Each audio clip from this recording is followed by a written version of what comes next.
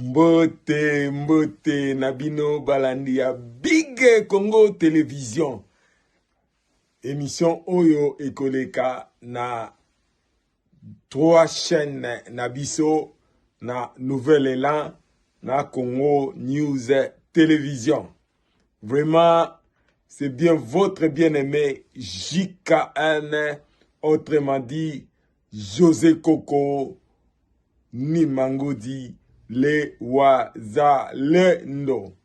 Vraiment nazana isengwa makasi koleka lisusu na ba caméra na biso po na kolobela bino to kosala ba analyse ba information oyo eza koleka na mboka na biso. Vraiment pona kobanda na zongisi matondo mingi epai ya Joshua Masia on alobaka tango nyonso le maître des circonstances et le maître des temps. Donc sans Jésus-Christ vraiment ezali pasi yepe muto apesi ngai grâce po telelo na lekal susu na ba caméra na biso ezali ngolu oyo Yesu Masia apesi ngai yango na zongisi matondo pa na ye. Et tant oyo tobandi émission na biso nenge boyebi Rangi oyo azali réalisateur na biso apesaka kaka 20 minutes pona kosala ba analyse. Na caméra toza na Kamel Mambu yemto azosala pote na bima liboso na bino na ba écran na bino to na ba téléphone to ba ordinateur na bino. Vraiment nazana sengo mingi. Mais yambo pona kobanda na pesi susu vienanga Gilles Yangasa na kati ya Belgique. Kamata mbote na yo na pesi susu Mama Regine Mosaki. Kamata mbote na yo tango nyonso na lobaka femme forte. Kamata mbote na yo na pesi susu ba mbote makasi epai ya Prophète Raoul Matondo na kati ya mboka Birmingham. Kamata mbote na yo mbote lisusu epai ya Panthère Blanche.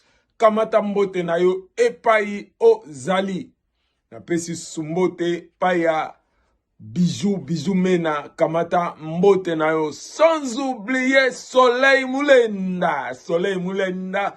Kamata mbote na yo na pesi lisusu mbote epai ya Rose Bombula motema ya MT.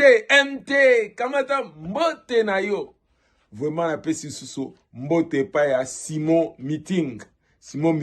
Kamata mbote na yo. Émission ya lelo tozali kolobela tozana des sujets oya kolobela des sujets, c'est-à-dire bino moko boyebi ke mboka RDC ezali agressé. Congo ezali agressé. Oyo toza bongo à peu près 30 ans. Tozo kendena. So to sali calcul depuis 1994. Oyo tozo kota sikoyo na 32 ans ya agression. Et soko tali bien balkanisation ya Congo, c'est-à-dire posa na bango ezaba kabola Congo. Posa na bango ezaba kabola Congo. Tomoni Soudan bakabola kiango. Tomoni Somalie ezali lisusu na danger ya kokabwana po parti moko déjà bamboka mususu ezo reconnaître yango déjà. O tozo benga na Somaliland. Et bamboka ebele eza na danger ya séparation. Et balkanisation ya Congo e bandaki depuis badongolo miso oyo ya Rwanda moyena finga ezate pona za mwana nzambe na ya pona kofinga te, mais nazolobela ba fait et surtout sali calcul eza mawa trop ba mort aussi to leki déjà ba 12 millions o nazoloba figure oyo bato bazo sala ba calcul, mais eza au-delà de wana et massacre ezo continuer. Et Kagame nini na ye ezali kaka kozwaka bana mboka azo corrompre bango moralement pote basala ke bango bakoma bandoki ya Congo, beneni ya Congo. Vraiment. Tomoni Kagame nenga komi wana na ba milliard oya komi nango wana euti na koyibaka kopiyaka mboka Congo. Mais gloire à Dieu, Nzambe aza na biso. Et tant que ba penza likambo ke Félix a sauvé le Congo, hémorragie oyo ya balkanisation muto a sauvé ngo eza Félix.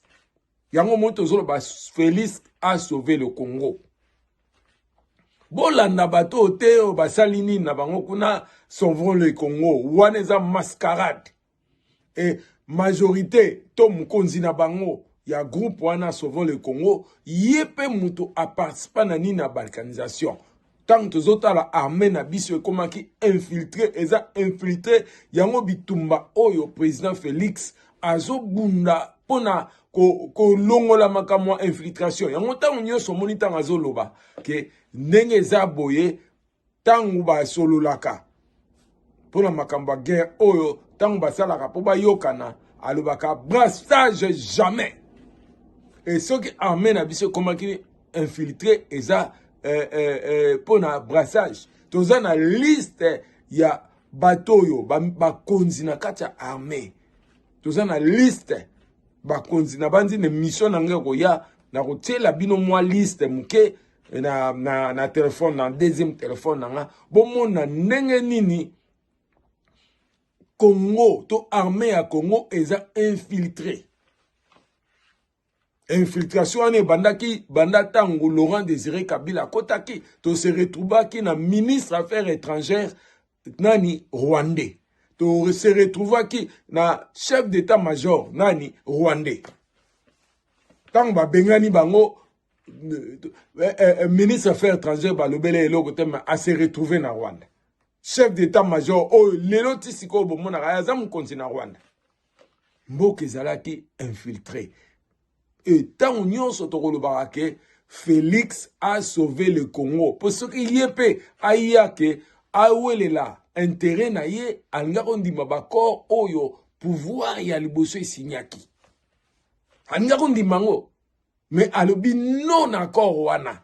Et tant ayaki tant azui pouvoir to moni atamboli na ba pays nyonso ezo ko entourer biso pona ko sola na bango pona ko yokana oyo to bengi na français bon voisinage.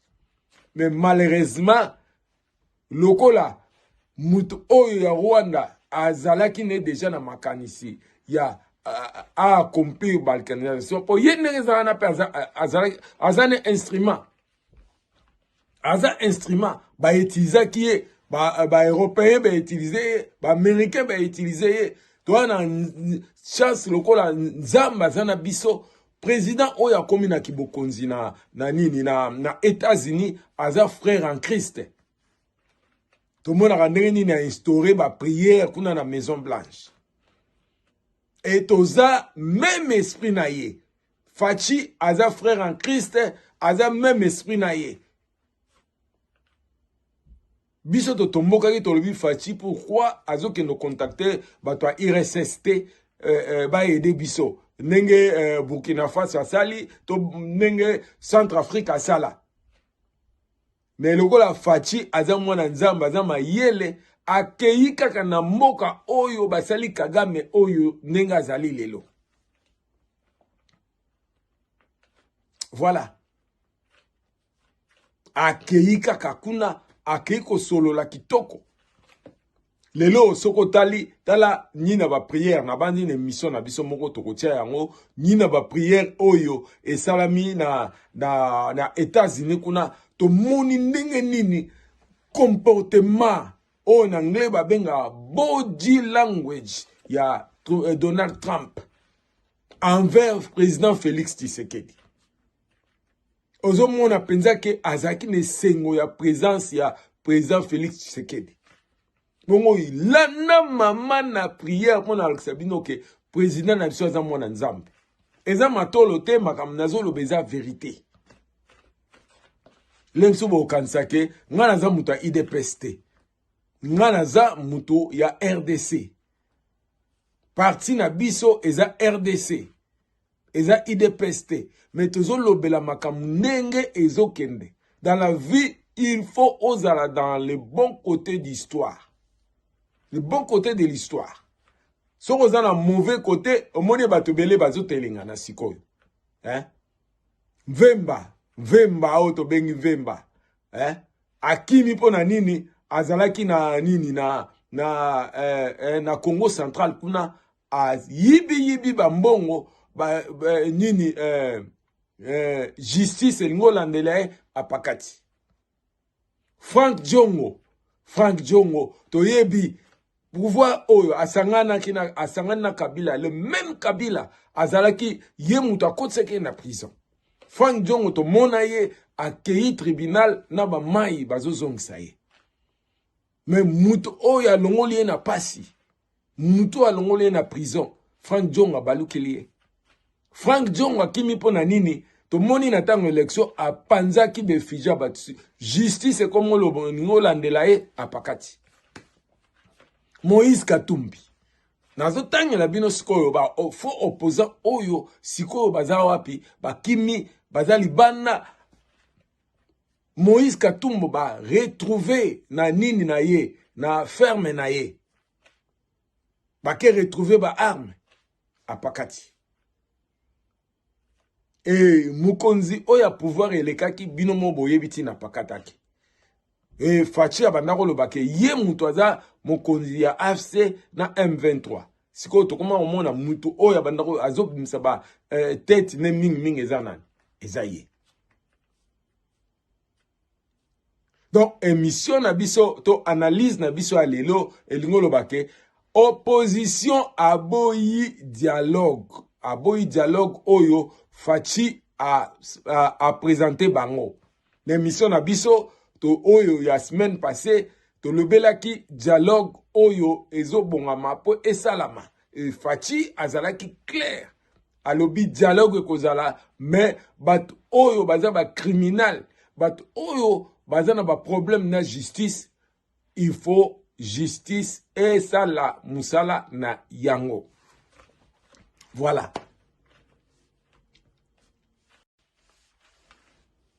Ne nazoloba, il faut justice et ça la musala na yango. Et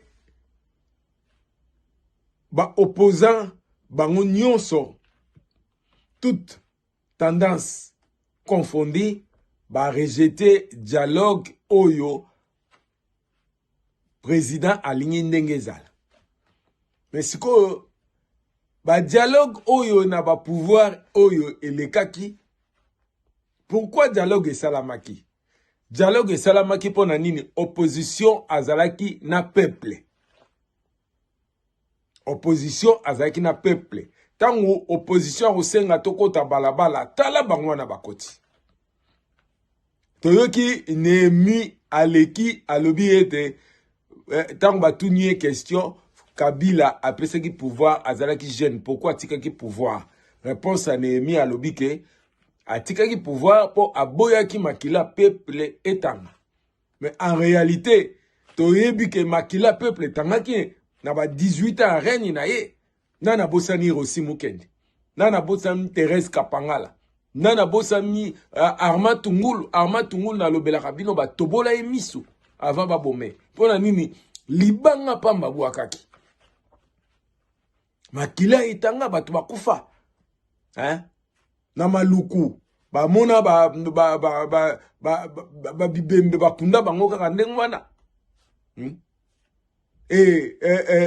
Nini adibundu dia Congo na Congo Central ba boma kama na sapo makila itanga yake nolobake Kabila aboyaki atiki pouvoir pona nini aligni peuple na ye aboyi matanga makila itanga. C'est un mensonge. En effet, na 18 ans pouvoir makile tangaki. Makile tangaki. Batu ba moni makampo. Voilà. Sikoyo. Question na biso. Nenge opposition aboyi dialogue. carte nini opposition azanango na maboko. Pour période ya pouvoir à 18 ans, opposition azali na ba carte na maboko. Azalaki na appui ya peuple. Opposition sur le bito kotanzela tala balabala ndenge banda kotonda. Tala balabala. Tomoni na tele bino image ya pouvoir à 18 ans oyo ya titi asengaki bato babima. Tomoni même na njili ndenge nini bazo beta bato masasi. Parce que peuple azalaki na opposition. Mais sikoyo Fati na opposition nani mutu azana ba carte ya makasi. Nani mutu azana ba joker. Soto landi bien Fati depuis à côté na pouvoir. Botangela biso pa nino moni peuple penza tomboki na balabala azo panza azo sala ba marche nenge banda osala na pouvoir à 18 ans. Rien. Opposition ba yebi na bango ata mukete ko immobiliser ba peuple. Mobilisation ba peuple ezate. Et à part wana, majorité à opposants au bakimi, bazana ba problème awa. Bazana ba problème na Congo. Yango bakimeli. Na tangela kibino Moïse Katumbe problème azana ngo. Na tangela kibino Mvwemba, Jean-Claude Mvwemba azana problème azaki mokonzi na Congo central kuna ayidi bambongo. Frank Diong na tangela bino. Et mokonzi a pouvoir à 18 ans. Et toyebi ke bauta okanga Emmanuel Shadare a lâché a lobi makambo ebele. Voilà. Donc dialogue oyo opposition alingi, dialogue oyo alingi muto a dirigeant nani catholique. Senko a dirigé dialogue wana. Et biso, même biso peuple to boyi poto yebi nenge nini Senko a s'allié. Na otie la bino vidéo sango kaka sango na ebite sokaza sango soki paza abe azo loba mutu oyo azo financer ba Senko mbongo na bango pa ni bazwaka. Bazo zwa mbongo na Rwanda. Rangi bongo tie la biso image wana. Senko aza financé na Rwanda. Senko aza financé par ya pouvoir à 18 ans. Et opposition ezo senga Senko a dirigé dialogue wana. Et Fati alobi nieto. Et peuple azana Fati. Abe Sholo, to l'accès bino Abe Sholo, nenge nini Abe Sholo maloba naye a minimiser ba mort oya est. A minimiser ngo. Pour nini akoloba mabe a Rwanda te. Et jamais ba te aimer la Rwanda. Jamais ba dénoncer. Vraiment maboko pa ya Denis Mukwege. Oui maramba lobi. Alobi tant que guerre ezali, dialogue ezate. Et si Dieu le veut, le type à Rosala, secrétaire général à francophonie. Tout d'abord, il a prix Nobel de la paix. Et Rosala Malam, RDC est un grand pays où il y a une superficie minene. Ezala na secrétaire général. Rwanda bakuma le banglais. Bakuma bino basuba yoka Kagame a parlé na nini na français. Ba discours na ye ezara soit na anglais soit na kinaran Rwanda. Voilà. To beti maboko ndenge na betaki pona Denis Mukwege. Alobi très clair, alobi avant dialogue salama, il faut au préalable guerre et sila. Tant que guerre ezali, makamba dialogue ezate. Voilà. Tolo bali susuni. Donc voilà émission lelo titre nango ezali dialogue opposition à rejeter dialogue na nenge Fachi na modèle oyo Fachi alobeli ezala. Or que biso nyonso peuple tozolo bake dialogue toboyi senko. Soki bino bo rejeter ngo nyonso etali bino. Po boza pe na carte na maboko te boza forte boyebi na bino ko mobiliser peuple te. Peuple soko landi bien azali derrière Fachi. Tala ba université ndenge ezotonga.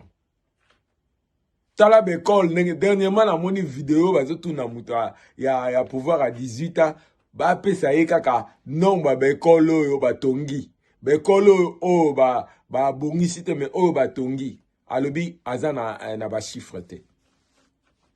Mais sous Fachi tozomona ba école ndenge ezotongama tozomona aéroport ndenge ezotongama tozomona ba nzela ndenge ezotongama eloko tozo prier kaka nzamba sa la grâce pouvoir oyo eza sikoyo ebongisa social ya peuple eloko etikali kaka mais soki guerre ezala te bongo mona ndenge ni social ya peuple nga kozala oyo eza matolo te mais nazoloba vérité ce sont des faits. Voilà. Donc Fachi azala na ye kaka ti tokomona danger ya balkanisation esili wana Fachi tolobi bye bye osali musala no kitoko président Mswakot. Mais pour le moment mut oyo a bloqué Kagame eza Fachi. Totala nini Kagame komi. Kagame komi biloba loba. Dernièrement alekaki basanganaki bazaki la soki ni na bango ya mboka na bango kuna ole alobela makambo basanganaki akomi kolobela ba pasi oyo bazomonisa ye akomo ba même akomi étranglé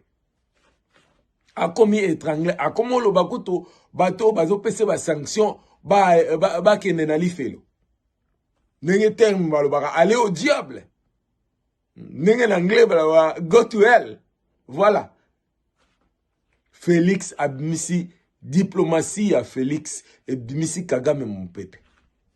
Et toyoki nanga alekaki enanini soi-disant muto oyo azo supporter bango andimi eza Rwanda andimi na Uganda. Uganda a rejeté yango.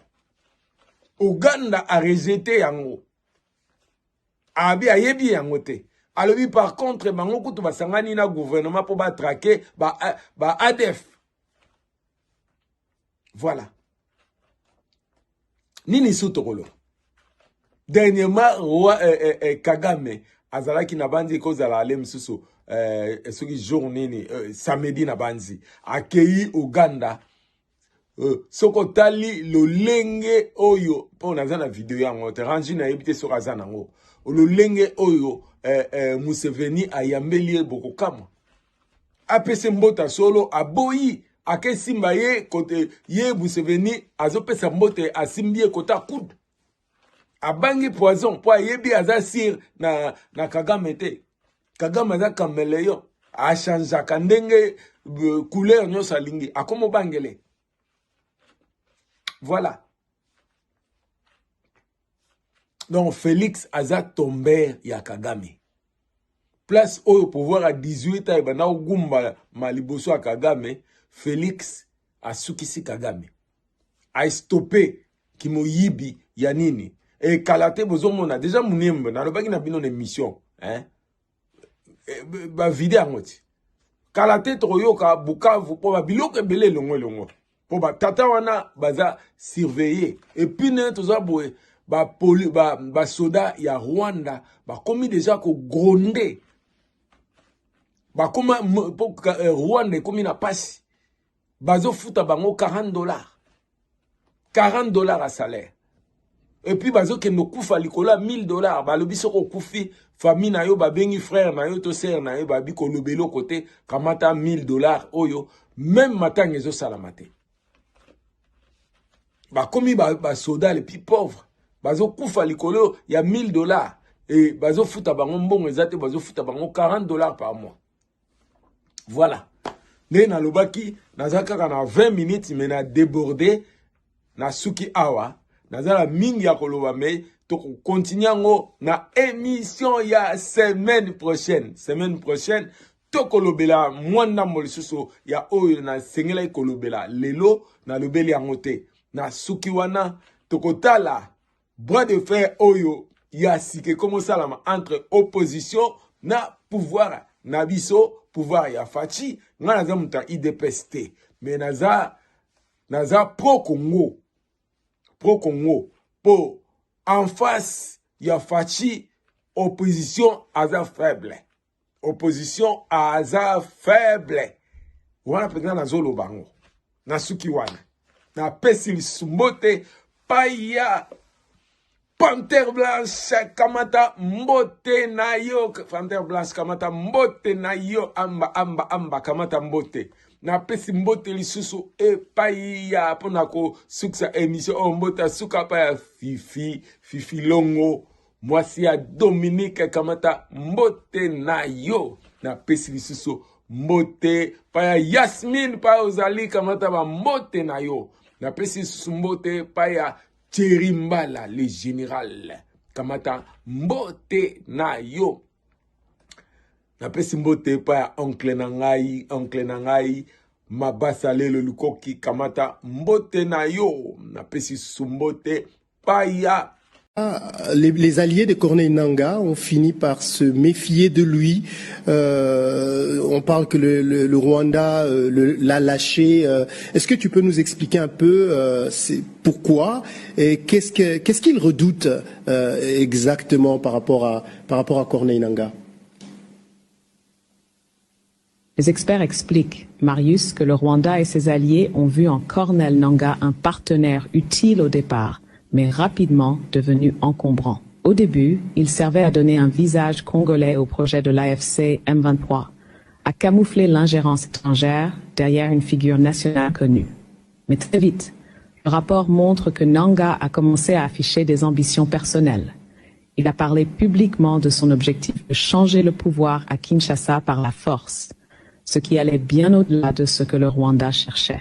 Kigali voulait un contrôle de l'Est, un levier sur Kinshasa, mais pas forcément un aventurier qui risquait d'attirer trop l'attention ou de provoquer des réactions incontrôlées. Les experts disent aussi que ces initiatives économiques, comme la tentative de créer une banque centrale, ont été vues comme des prises d'initiative mal maîtrisées qui pouvaient compliquer le jeu du Rwanda plutôt que le servir. En résumé, ils redoutaient que Nangaa échappe à leur contrôle, se transforme en électron libre et finissent par gêner plus qu'ils ne servent leur stratégie. Alors maintenant qu'ils ont vu ça de Corneille Nangaa, quelle pourrait être la suite de cette collaboration entre Corneille Nangaa et le Rwanda qui sont censés le soutenir? Donc quel rôle il va jouer s'il ne bénéficie plus du soutien du Rwanda? Il va devenir quoi? Le rapport Marius laisse entrevoir que Corneille Nangaa est désormais dans une position très fragile. Sans le soutien actif du Rwanda, il perd ce qui faisait sa force principale, le levier militaire, la protection diplomatique et la crédibilité que son alliance avec Kigali lui offrait au sein de la rébellion. Il se retrouve donc isolé, à la merci des rapports de force sur le terrain. Les experts évoquent que son rôle pourrait se limiter à celui d'une figure symbolique, sans réel pouvoir, utilisée ponctuellement pour des discours, mais tenu à l'écart des vraies décisions stratégiques. Il y a aussi le risque qu'il devienne un boulet pour le M23 et le Rwanda, un homme à qui on tourne le dos, voire qu'on écarte discrètement pour éviter qu'il ne devienne gênant. En clair, si Corneille Nangaa ne parvient pas à se reconstruire un soutien solide, il pourrait simplement disparaître des premières lignes et son projet politique avec lui. Et ce soutien solide dont tu parles, où est-ce que Corneille Nangaa pourrait éventuellement trouver ça? Est-ce que c'est avec Joseph Kabila? Est-ce en négociant avec Kinshasa? Où est-ce qu'il peut trouver ce genre de soutien solide au cas où il venait à être lâché par le Rwanda? C'est une très bonne question, Marius, parce qu'elle touche aux options extrêmement limitées qui s'offrent à lui. Le rapport ne mentionne pas de lien direct avec Joseph Kabila, et sur le terrain politique, il faut bien dire que l'espace pour Corneille Nangaa est étroit. Kinshasa le considère désormais comme un traître, un acteur de la rébellion. Difficile d'imaginer un retour par la négociation sans conditions très humiliantes ou sans désaveu total du M23. Du côté des anciens réseaux kabylistes, ce serait aussi compliqué. Ils savent que s'associer à Nanga aujourd'hui, c'est se rapprocher d'un personnage brûlé aux yeux de l'opinion publique et des acteurs internationaux. S'ils cherchent un soutien solide, ce serait peut-être en tentant de se repositionner comme un médiateur autoproclamé ou en essayant de rallier des chefs locaux ou des groupes armés marginaux. Mais ce serait un pari très risqué et peu crédible, car son image est désormais très entachée. En réalité, Marius, sans le parapluie du Rwanda, Corneille Nangaa a très peu de cartes entre ses mains. Paul Kagame a craqué devant sa propre nation. Devant des milliers de Rwandais, devant les caméras du monde entier, le président du Rwanda a dit aux sanctions internationales, et je cite textuellement, « Allez en enfer ». Oui, vous avez bien entendu, le président du Rwanda a dit « Allez en enfer » à la communauté internationale.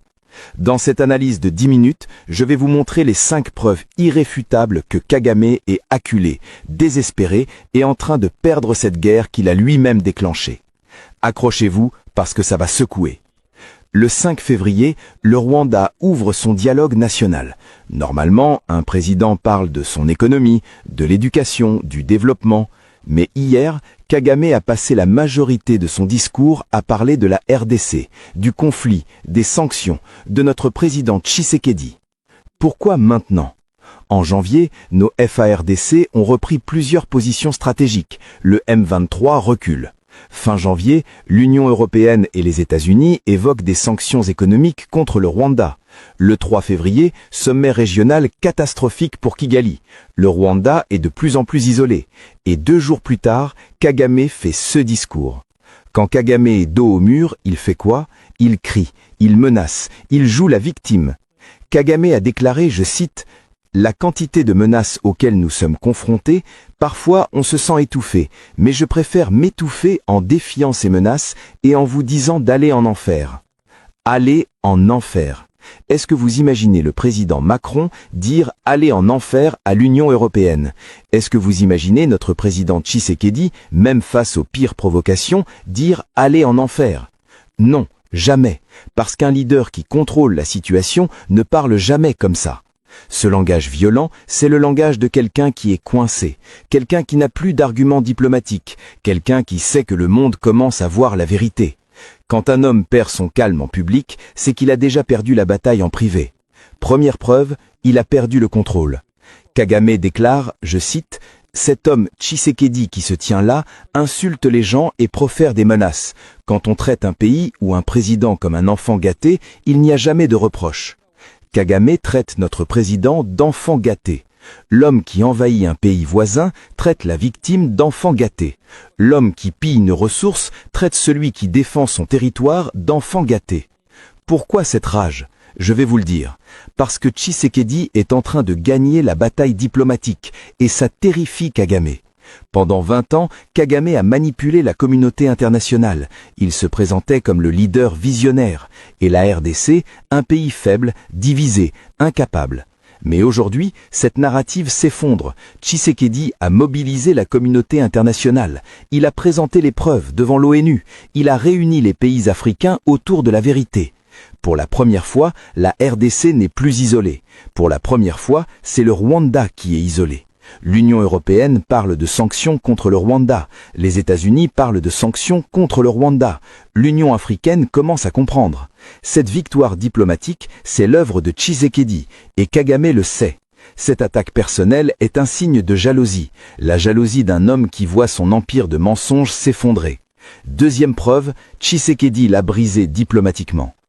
Kagame répond aux accusations de pillage en disant « Si nous étions en RDC pour les minerais, le Rwanda serait 100 fois plus riche. » Attendez, il dit qu'il n'est pas là pour les minerais? Les faits, le Rwanda exporte chaque année des milliers de tonnes de coltan, de cassitérite, d'or. Mais le sous-sol rwandais ne contient pas ces quantités. C'est géologiquement impossible. Les rapports de l'ONU le confirment. Le Rwanda exporte 80% de minerais plus que ce qu'il produit. D'où viennent ces minerais? Du Congo, de l'est de la RDC, des zones contrôlées par le M23. Il y a des images satellites de camions transportant des minerais vers le Rwanda. Il y a des témoignages de mineurs congolais forcés de travailler pour Kigali. Il y a des documents de transactions qui prouvent le blanchiment. Ce sont des preuves, pas des théories, des preuves documentées par des organisations internationales. Et Kagame ose dire qu'il n'est pas là pour les minerais? Ce mensonge est tellement flagrant qu'il insulte notre intelligence. Troisième preuve, il ment sur l'évidence même. Écoutez bien cette phrase de Kagame. Quand on me demande « Êtes-vous en Congo ?», si vous répondez non, mes mesures défensives sont ignorées. Si vous répondez oui, cela devient le seul problème. En disant oui, tous les autres soucis disparaissent. Cette phrase est un chef-d'œuvre de manipulation, mais elle contient un aveu. Il ne dit pas « Non, nous ne sommes pas en Congo, voici les preuves ». Non, il dit « Si je réponds oui ». Donc, la réponse est oui. C'est un aveu déguisé en complainte. Il confirme la présence rwandaise en RDC, mais essaye de se présenter comme une victime. Si le Rwanda est en RDC, c'est une violation de notre souveraineté. C'est une violation du droit international. C'est un acte d'agression. Et Kagame veut qu'on le plaigne? C'est comme un cambrioleur qui se plaint qu'on l'accuse de vol après l'avoir trouvé dans la maison. Quatrième preuve, il avoue tout en jouant la victime. Maintenant, mes frères, mes sœurs congolais, la dernière preuve, la plus importante. Ce discours de Kagame, avec toute sa colère, toute sa frustration, est en réalité une victoire pour nous. Pourquoi ? Parce qu'un homme qui gagne ne se comporte jamais comme ça. Un agresseur qui réussit ne fait pas ce discours désespéré. La vérité, le Rwanda est en train de perdre sur tous les fronts. Militairement, nos FARDC tiennent bon. Mieux, nos FARDC avancent. Position après position, nos soldats reprennent notre territoire. Le M23 commence à reculer. Pendant des années, on nous a dit que nos FARDC étaient faibles, mais aujourd'hui, sur le terrain, ils prouvent le contraire. Ils se battent, ils résistent, ils gagnent. Diplomatiquement, Tshisekedi a réussi ce que aucun président congolais n'avait réussi. Il a mobilisé le monde, il a présenté les preuves, il a convaincu. Aujourd'hui, l'Union européenne ne croit plus à Kagame. Les États-Unis ne le croient plus. Pour la première fois dans 30 ans, c'est le Rwanda qui est isolé, pas la RDC. Pour la première fois, c'est le Rwanda qui fait face à des sanctions. Pour la première fois, le monde regarde Kagame et dit « Non, nous ne te croyons plus ». Et maintenant, les sanctions approchent. Le Rwanda dépend de 80% de l'aide internationale. Sans les investissements occidentaux, sans la Banque mondiale, sans l'Union européenne, son économie s'effondre en quelques mois. Et maintenant, toute cette aide est menacée. Pas parce que nous, mais parce que les propres actions du Rwanda. Kagame a joué et il est en train de perdre. Ce discours désespéré en est la confirmation. Cinquième preuve, nous sommes en train de gagner. Mes frères, mes sœurs congolais, Paul Kagame a dit « Allez en enfer à la communauté internationale ». Mais en réalité, c'est lui qui est en enfer. L'enfer de ses propres mensonges. L'enfer de l'isolement qu'il a créé par son agression. Ce discours du 5 février 2026 restera dans l'histoire comme le moment où Kagame a perdu le masque. Le moment où le visionnaire a montré son vrai visage. Celui d'un agresseur acculé, d'un pilleur désespéré, d'un dictateur isolé. Retenons 3 choses. 1. Nos FARDC se battent avec courage. Soutenons-les. Ils méritent notre respect. 2. Notre président Tshisekedi mène la bataille diplomatique avec intelligence. Il dit la vérité au monde. Soutenons-le.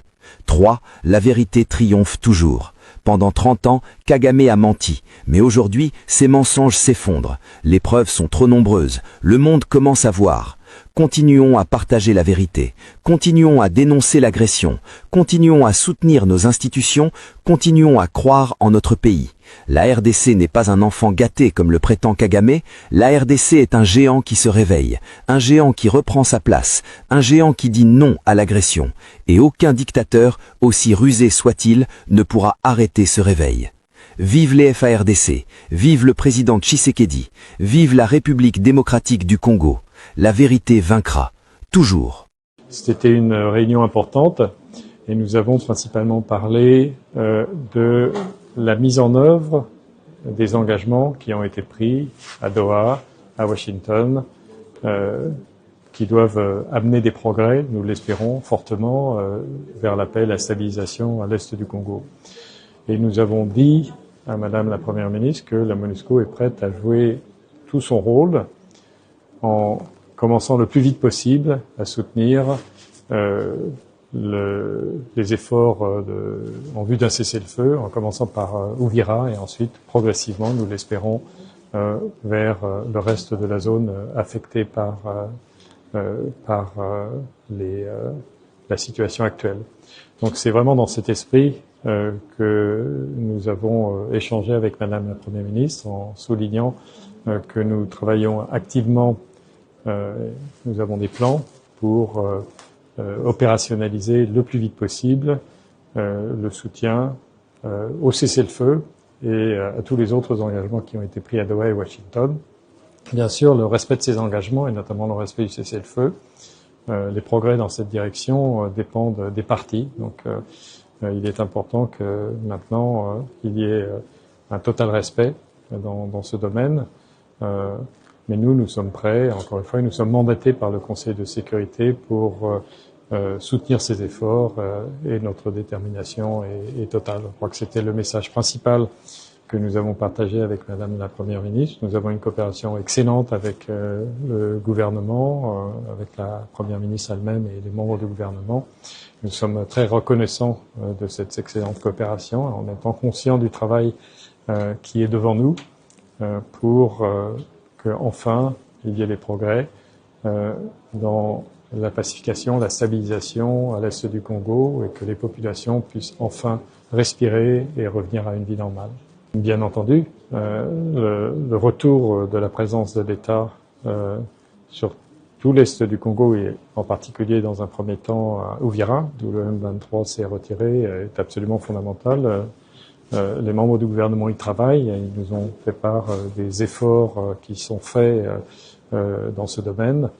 Et bien entendu, c'est quelque chose qui est extrêmement important et nous le soutenons totalement. Et encore une fois, pour ce qui concerne Uvira, nous sommes prêts, dès que des conditions de sécurité indispensables seront réunies, à prendre notre part aux efforts en matière de surveillance et vérification du respect de ce qui est, je ne dirais pas un cessez-le-feu, mais en tout cas un statu quo, afin de prévenir la reprise de la tension et de la violence dans cette zone.